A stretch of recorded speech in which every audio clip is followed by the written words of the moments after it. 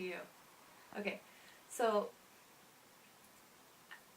like, we could do, okay, it's pretty evident to many people that, like, it's just not working. People are unhappy, people are struggling, people are stressed out, people are anxious, chronic disease is rampant.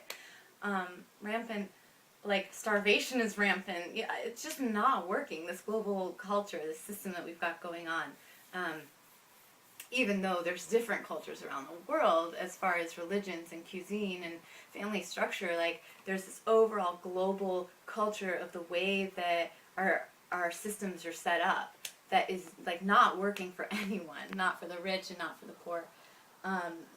And that seems really evident. It's not working for the environment either. It's just not working.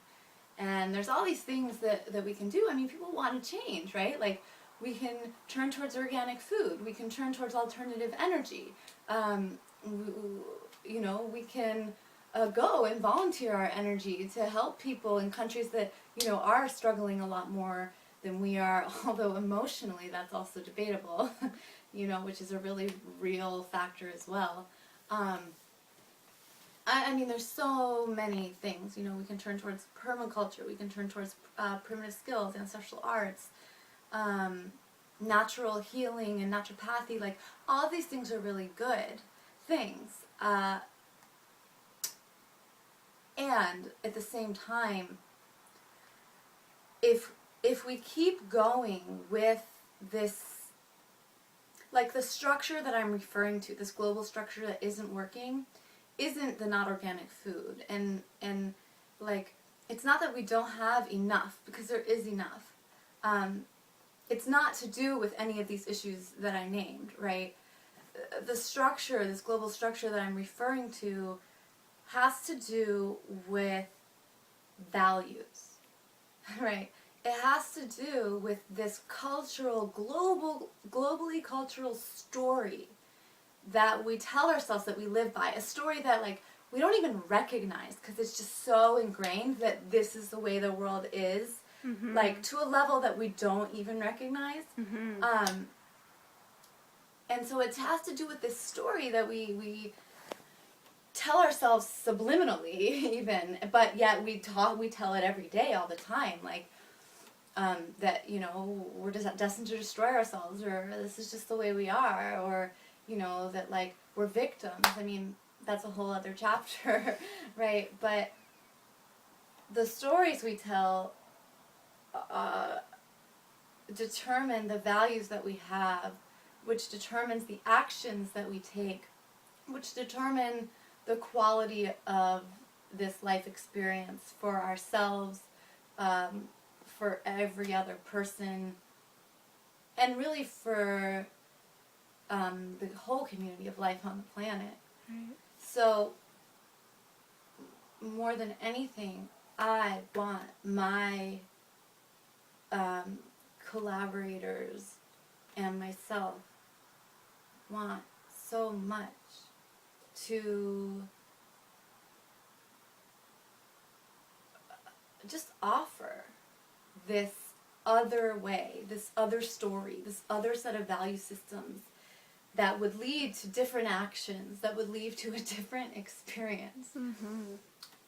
And I think it would be an extremely positive experience because, to the best of our ability, we practice this other story on our own little homestead farm. We practice this, and I know that for myself and for those who have interned with us and for those who are our core community, we've gone through so much transformational healing, although there is more to do.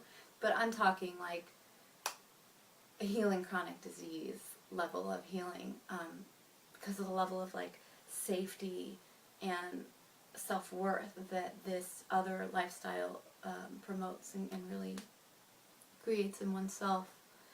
And, the best part of it all is that none of it's new. Like, it's ancient.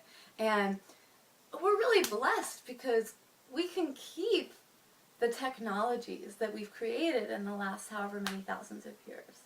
We can keep using those, and perhaps we'll, use them in more sustainable ways, but we will turn organic, and we will, implement permaculture, and we will start to live more simply, and all these different, programs and movements that are happening, perhaps we can implement those, and we can keep using technology, but when the story changes to this new ancient story, the quality of life changes.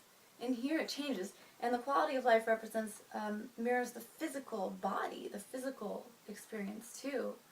I mean, I can talk about that another time in great detail for myself and those that I know. But like I said, it's ancient. So many cultures, ancient cultures that were kind of pre the agricultural revolution, not to say that there wasn't agriculture before, but many cultures that we study about anthropologically lived in this other story with these other values where they were abundant. They had abundance. I've heard it be referred to as like the first really elite culture, were these original cultures that lived simply and had everything. And so, to conclude, I just know that we can have this. This is what humans, this new old story and way of life that is, conducive to health and joy and love and trust and safety and abundance, right? Like, that is what is natural. That's the intended experience. That's the natural experience that I know because our ancestors did it and we are from them. Like, I know that we can do that. And I know it because I've personally transformed and witnessed others transform tremendously by implementing these values. So, yeah, I have a lot of hope.